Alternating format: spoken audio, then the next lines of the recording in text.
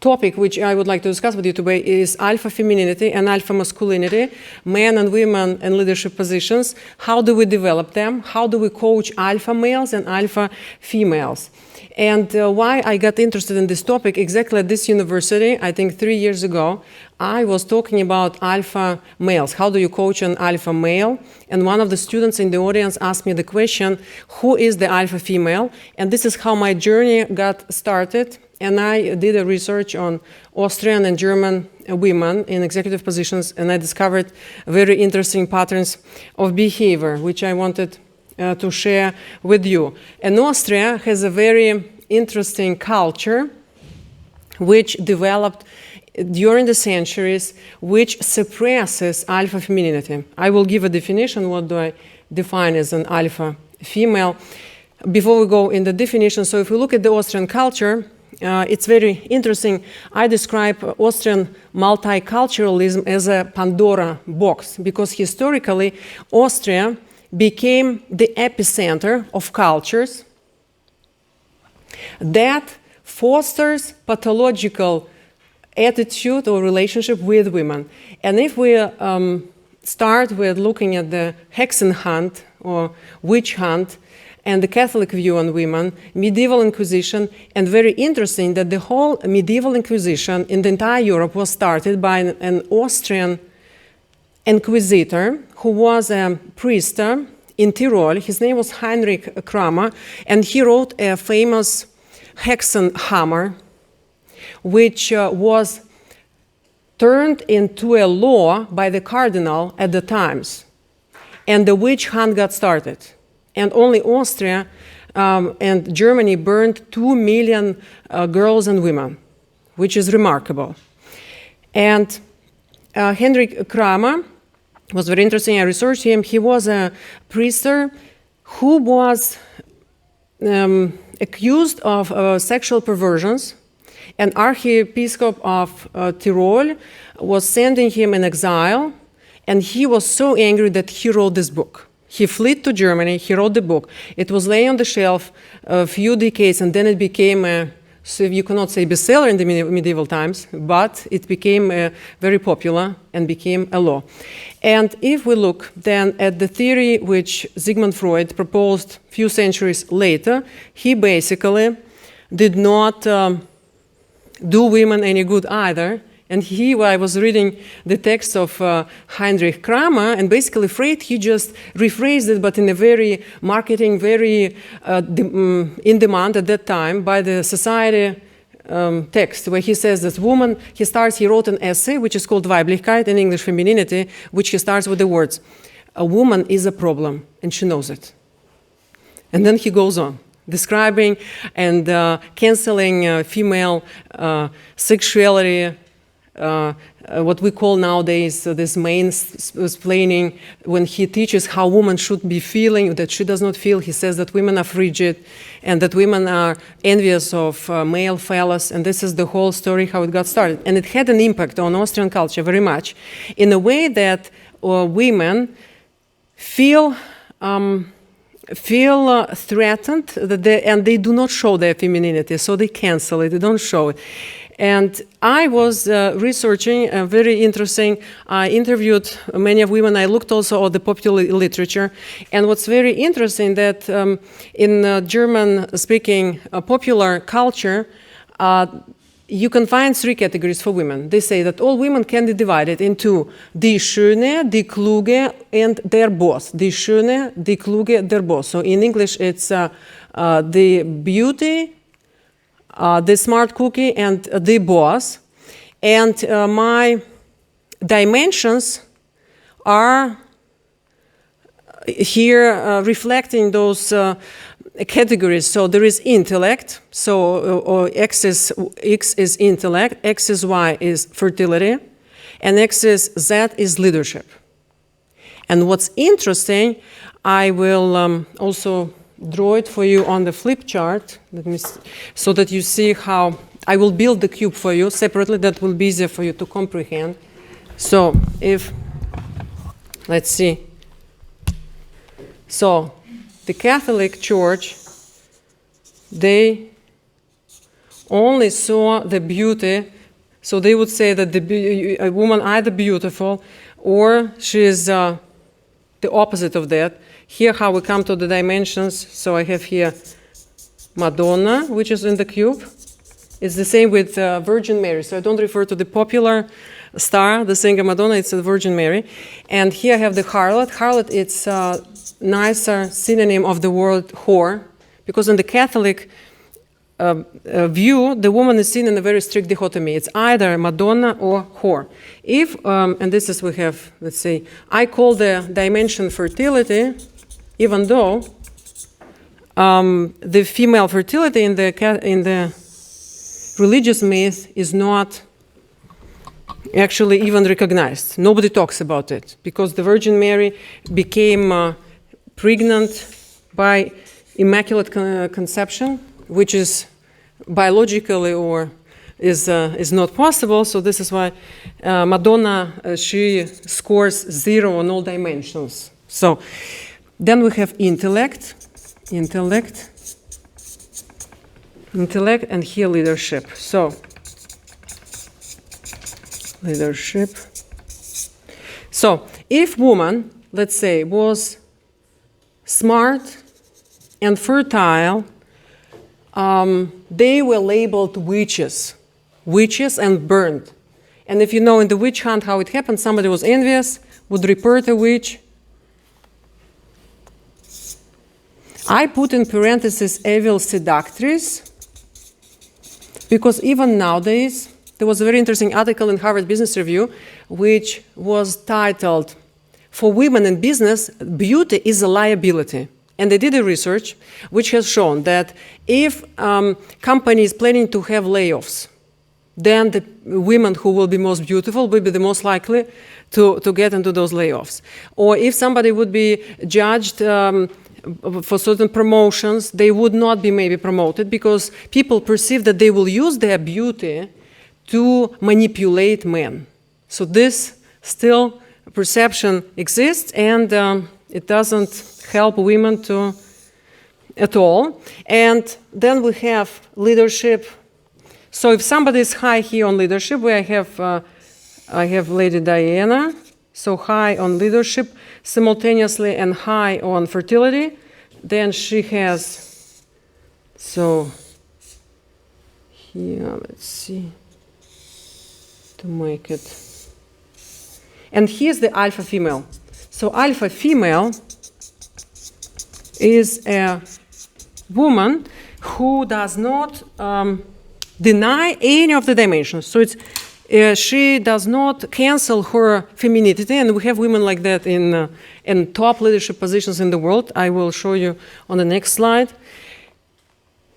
And you probably know most of them. So let's see, it's the female alphas, they're the game changers. So it's Anna-Lena Baerbock. So she's the Minister of Foreign Affairs of Germany, right? And she has 2 children, so she wears bright colors to the meetings, high heels. She turns the tables. Then we have Sanna Marin. She's a top leader in Finland, and she's the youngest one, and she has also 1 daughter, and she's ruling the country. Then we have very famous Jacinda Ardern, who is a top leader from New Zealand, who became very famous during the corona management, because the countries which actually did the best during the corona management were the countries led by women. And the researchers came up with a new term, which is called glass cliff. So we know the glass ceiling and a glass cliff. This is when women are being given an opportunity to lead a company when men failed. And only women then are given a chance. And for women, it's called a glass cliff because the risks are so high, and they've already withstood so many contingencies and so many odds that they became very skilled at crisis management. And this is how women actually get top positions, when men fail and then women get an opportunity. It's called glass cliff. And Mette Frederiksen, she's from Denmark, also in a top leadership position. And these women, there are more, also in the few more we have in the European Commission, and those women are changing the rules of the game. So the way the mindset they have, the way they behave, they change the rules of the game of the, how they call it, altmodisch, kompromisslos alpha Männchen, of old-fashioned alpha males who are not making any compromises. Please, the question? Sanna Marin had a lot of criticism. I think it was her because of the party video. And this Yes. Yes, Sanna Marin, she was criticized a lot because there was Psychopathy video, even though she's, of course, she apologized. She's human. It would be interesting to see, yes, if it was a man and her, we know Trump. There were many scandals around him, but he still was admired. But great example. Thank you so much. Yes, but she's the youngest. She's the youngest. Yes, she's the youngest. And there was a great story I read which inspired me about Annalena Baerbock when she was having negotiations in Russia, and she was meeting with Lavrov.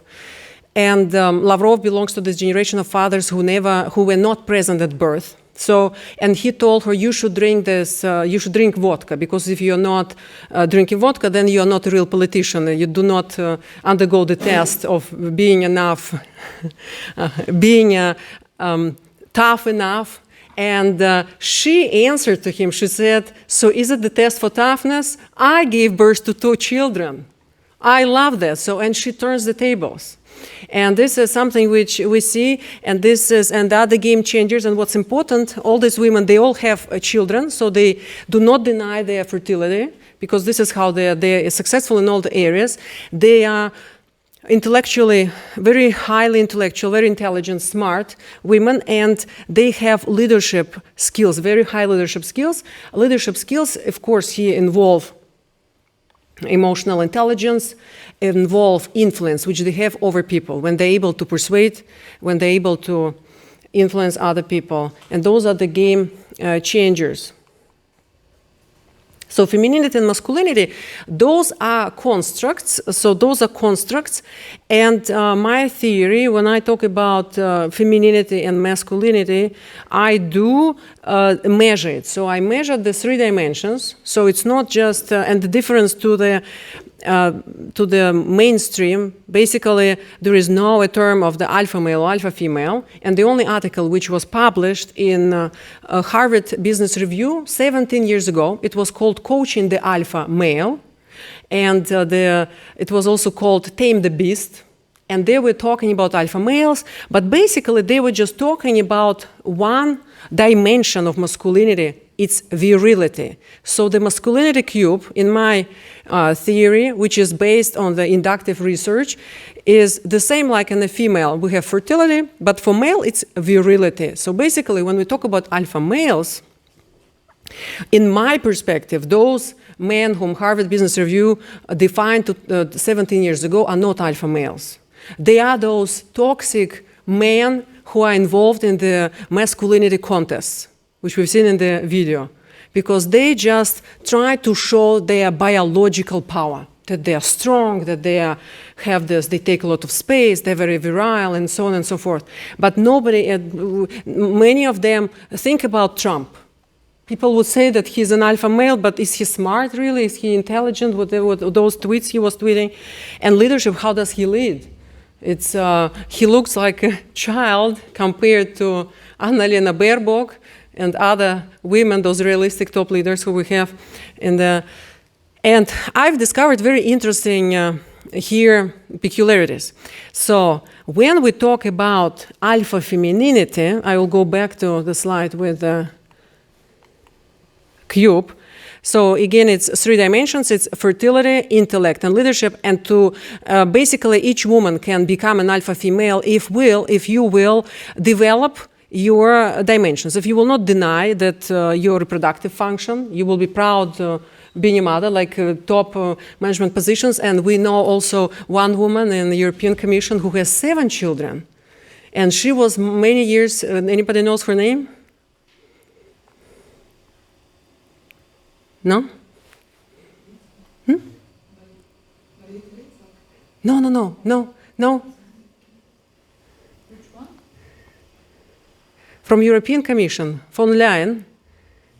She has 7 children, and she started way before, where she had to actually justify whether she would be a bad politician or a bad mother when reporters were asking her. And it was a great example with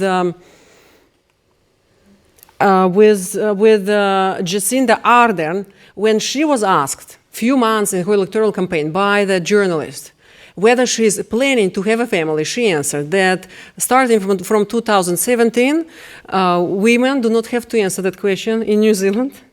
After she won, 3 months later, she announced that she's pregnant. She had a child, so she is in the top, she's leading in New Zealand. And this is something, when I say not denying, so it's saying that it's something to be proud of. And as Anna-Lena Baerbock answered to Lavrov, I loved it. She said, this is a toughness test for you. I give birth to 2 children. And this is something which alpha females do, and they change the rules of the game. So when we talk about Femininity Cube, fertility, intellect, and leadership, so if we look at the cultural expectations of the female leaders, we always expect them to be caring, to be very feminine, so to say, with a heart, you know, to show warmth, to show, of course, competence, but to show warmth. It's very important to be empathetic. But when we talk about male leaders, cultural, and that was very interesting discovery which I found, this is why I have here Cesare Borgia. So when we talk about male leadership, the cultural ideals are men who are cruel, who have no empathy. Look at the top leaders we have and how we admire, whom do we find charismatic as a society. And Cesare Borgia, he became a protagonist in the novel by Niccolo Machiavelli, The Prince, and he was a contemporary of Leonardo da Vinci and Niccolo Machiavelli. And he was a bloodthirsty medieval ruler in Italy. He was a sociopath, what I can say. And this tract, The Prince, written in 1524, remains one of the most influential books on power and influence in politics and business. We give it to our students to read at top business schools. So all my students read The Prince. And this is ideals which are actually there described. So cruelty. And very famous conundrum from The Prince says, is it better to be loved or feared? And the prince answers that leaders should opt for fear, of course, feared. And this is what is the difference within the masculinity, femininity cubes. So, toxic masculinity or sociopathy. Here, I have a picture of Joker. Is it Joker? Yes, I think it was Joker. Yes. And it's very interesting. I also explained it in one of my shorts on YouTube, what is a toxic masculinity. And it's very important not to conflate two terms or two concepts, toxic masculinity and sociopathy. Sociopathy, this is a psychopathological disorder. And toxic masculinity, what is toxic masculinity? So toxic masculinity, this is a masculine behavior when men culturally feel that their masculinity is under attack. They're involved in those masculinity contests. They constantly feel that they have to prove their virility, their biological power. And they are told by the society that they should suppress signs of vulnerability because it will show weakness. They should suppress tenderness. They should be manly, and manly means maybe cruel. And this is cultural ideals which are changing. They're different in different cultures, but this is something which fosters toxic masculinity. And then when men get, let's say, when you have 9 men and 1 woman, this is when it happens. And I claim that this is a group behavior, this toxic masculinity, it becomes a group behavior when men start behaving very toxic against women. And also very interesting here, when we talked about the alpha females, and all of you, ladies, you can become alpha females. I encourage you, just do not hide any of your 3 dimensions. Be like Anna-Lena Baerbock. or other ladies, what was very interesting that these new ladies, they represent a new era of women and also a new era of feminism in the West.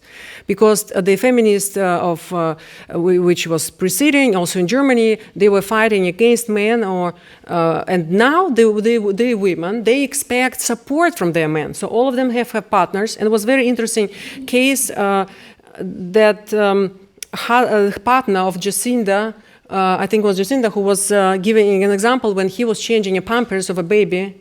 It was a Finnish leader, was changing a pampers and diaper, and the Japanese delegation entered the room in the parliament, and they were all so shocked. And he tweeted later, I wish I captured their shock on their views, because he's a healthy, with this healthy masculinity man who supports his woman.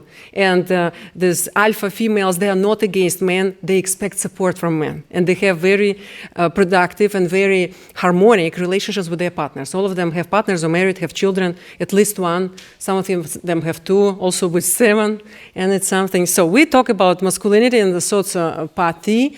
So in psychology, we have one disorder which is classified by DSM-5 in clinical psychology textbooks. You find this classification, antisocial personality disorder. And this term used interchangeably with sociopath or psychopath.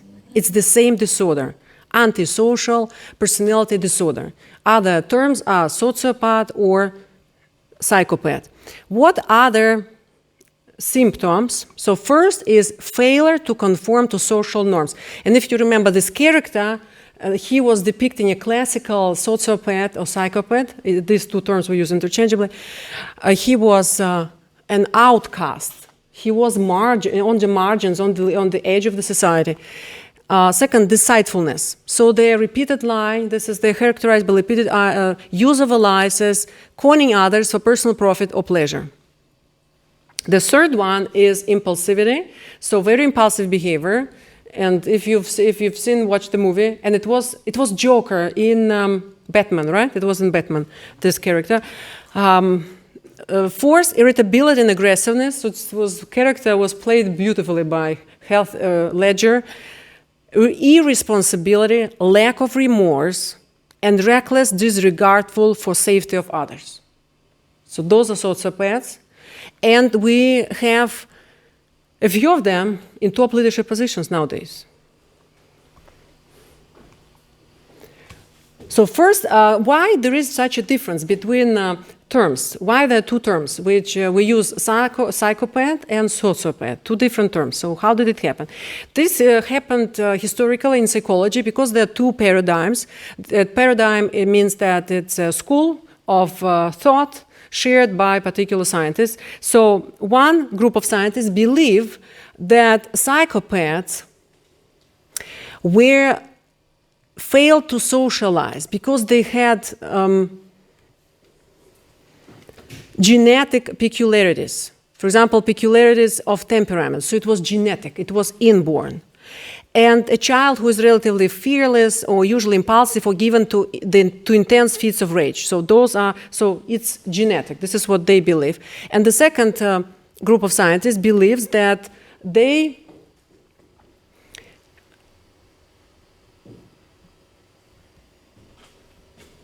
I have, I think, a mistake now there. Because it should be in the first one. So the sociopaths, they have actually incompetent parents, or parents unsocialized themselves. So the first one belongs to the previous one. This is wrong. They might have been neglected, untrained, or abused, locked in the grim of confines of underclass. Because how the sociopaths or psychopaths were studied? Basically, they only were studied on the incarcerated people who were in the United States incarcerated, and they were from the grims of the society, grim confines of the society, but there is also such a term as a successful sociopath.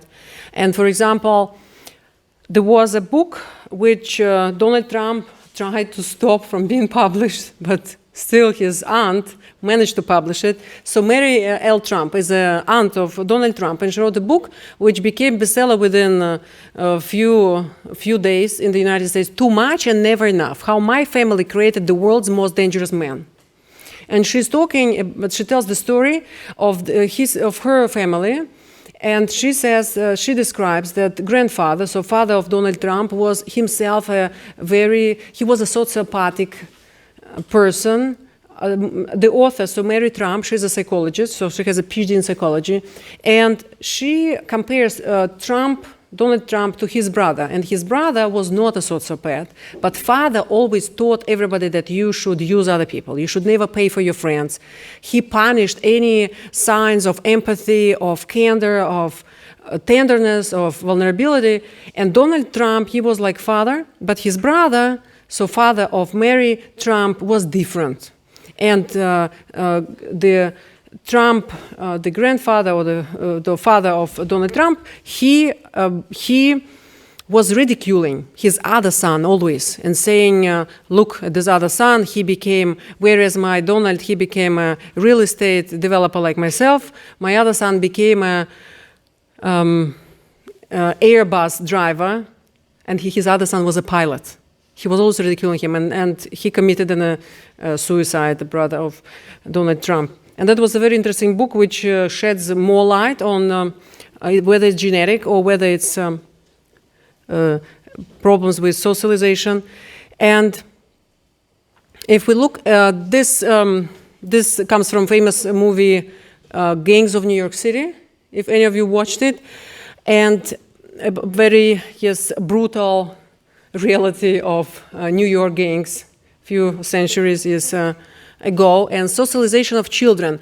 How do most children avoid becoming social misfits? And this is the question which is very interesting for us researchers.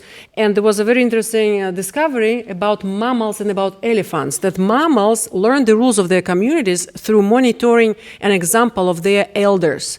And in the 1990s, there was a very interesting example. In southern Africa, the population of white rhinos was being depleted by violence. And they were being murdered not by poachers, but by young male elephants who grew up without the normal years of parental supervision and grew up to be dangerous outlaws. Matriarchs were shot, babies brought to natural parks. That was very interesting example, which maybe also can shed light on development of sociopathy in humans. Groups to gangs, and when we look also, sociopathic behavior becomes very prominent in groups or in gangs. And what is a gang? What is the difference? How a group becomes a gang? Gang, it's a group of recurrently associating individuals with identifiable membership and internal organization, identifying with or claiming control over territory in the community, and engaging either individually or collectively in violent or other forms of illegal behavior. And even though when we watch movies, we see that those gangs, they have some romantic relationships between themselves, or they have some sorts of friendships, the research actually have confirmed that this is a myth. So that idea that delinquents have comparatively warm, intimate social relations with each other is a romantic myth. So in reality, in real life, it does not find confirmation. And the defining features of gangs are violence, community coercion, and illegal behavior. Psychopathy in women. Also, there are women who are psychopaths, and of course, there's very interesting observations which we see in the handbook of psychopathy by Checkley. It's one of the authors who is researched the area, and it's describing a woman who is a psychopath. So one of Roberta's most appealing qualities is perhaps her friendly impulse, and perhaps her friendly impulse to help others. She often went to sit with an ill neighbor, watch the baby of her mother's friend, and rather patiently help her younger sister with her studies. In one of these things was she consistent. She often promised her services, and with no explanations, failed to appear. She would stop to pet a puppy, take crumbs out to the birds, and comfort a stray cat. Yet, when her own dog was killed by an automobile, she showed only the most fleeting and superficial signs of concern.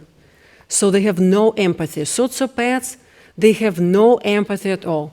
But they are very charming, as we see in this description. They are very charming. They can create an impression of somebody very caring. But if you look closer, how they act and how they interact with others, you would notice that they have no signs of concern.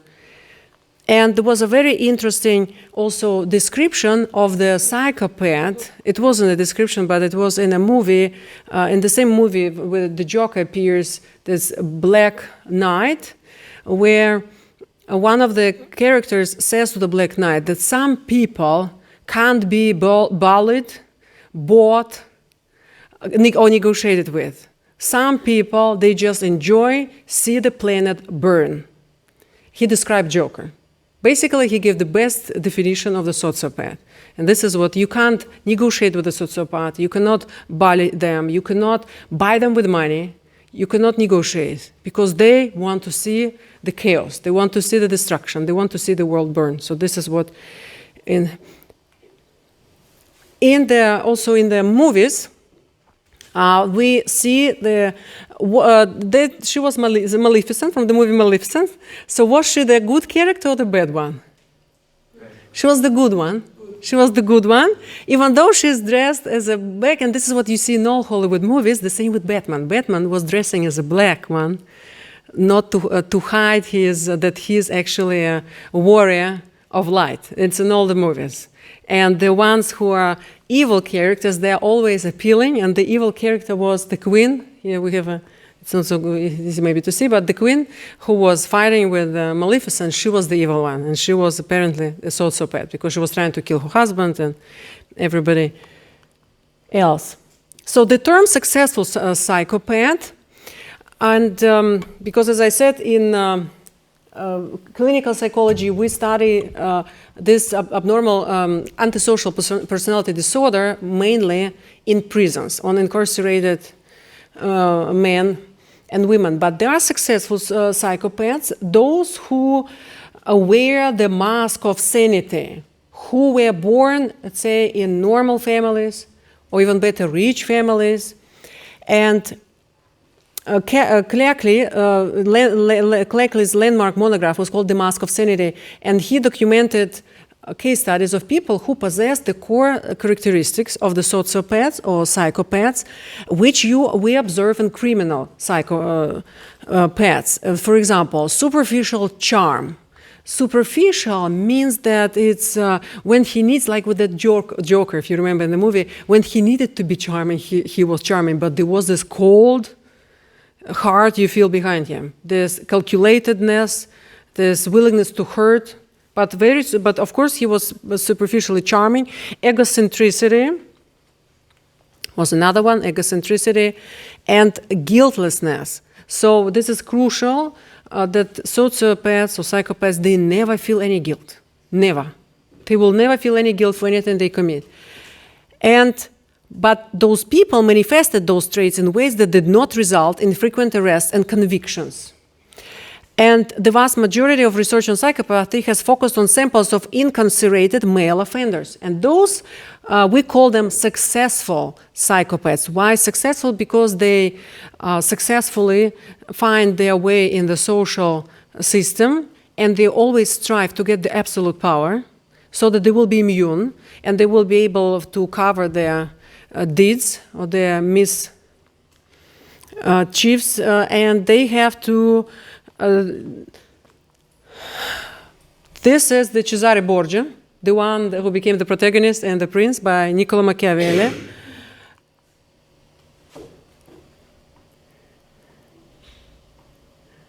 This is the Russian patriarch. Who is this?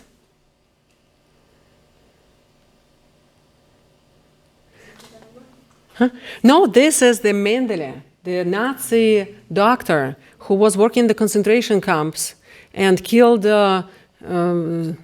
enormous amount of innocent people, and he experimented on them. Mendele.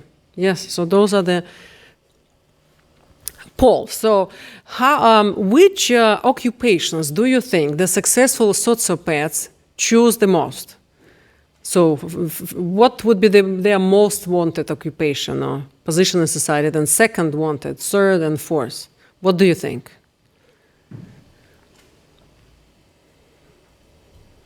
Leader would be Yes, that's correct. What else? The leader is correct. So the first one, the presidents, they aim, yes, for the highest, presidents. And we have in the history of the humankind, and we do have, and it's really a large amount of psychopaths, sociopaths in power, with absolute power. Second is clergy,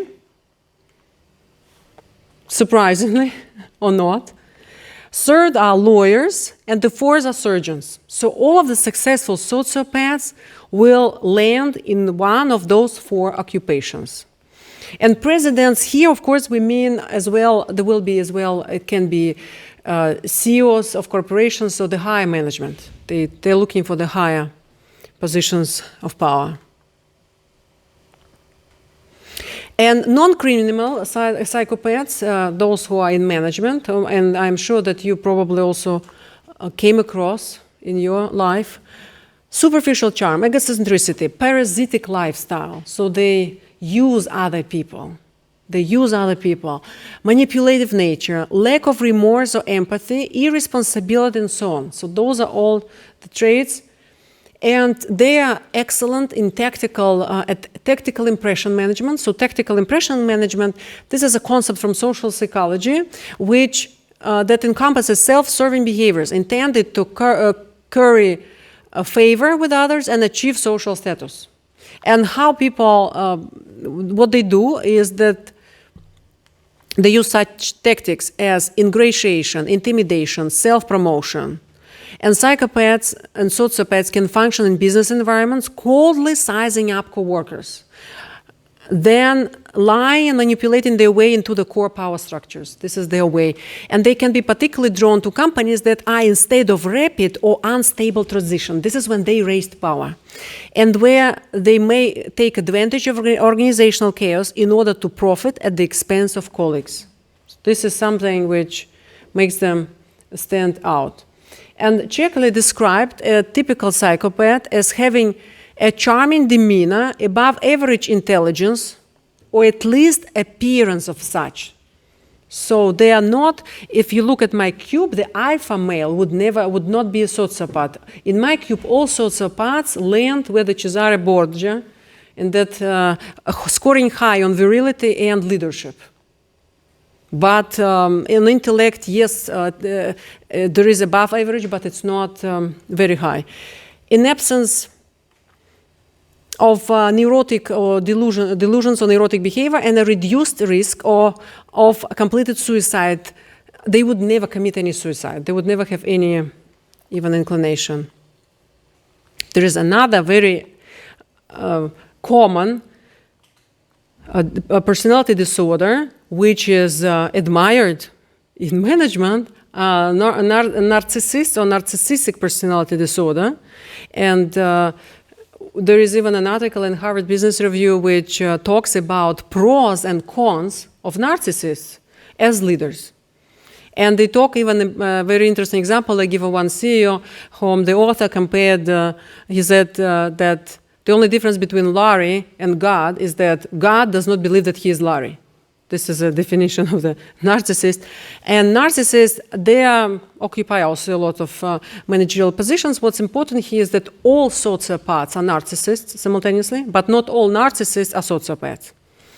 And narcissists, they have persistent pattern of self-aggrandizement and egocentricity, self-indulgence. All psychopathic persons are at the same time narcissistic. Psychopathy is a higher order construct. So psychopathy is a higher order. And narcissistic people will feel guilty and remorseful when confronted with the negative effects of the exploitative use of others, whereas antisocial persons won't. And this is a crucial difference. There is so-called narcissist guilt in psychology, we say. They're always afraid that Yes, society will laugh at them or will ridicule them, so they feel guilt if you confront them. But sociopaths never. They enjoy hurting others and creating a problem for the society. So it's very important, yes, for us to unframe our knowledge, to see it from the perspective of different sciences, because management is always psychology, it's always economics, sociology, mathematics, to see the patterns of behavior. And next week we will do Leadership and Team Simulation Everest, which will be online. Please ask me questions about femininity or masculinity. Tell me which slide should I go back to.